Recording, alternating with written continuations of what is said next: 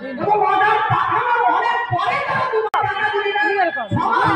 যে তোরা মাস পর্যন্ত এটাকে নানা রিয়ালিটি খেললি এই সমস্ত নানা কিছু অজুহাত দিয়ে এই টাকাটা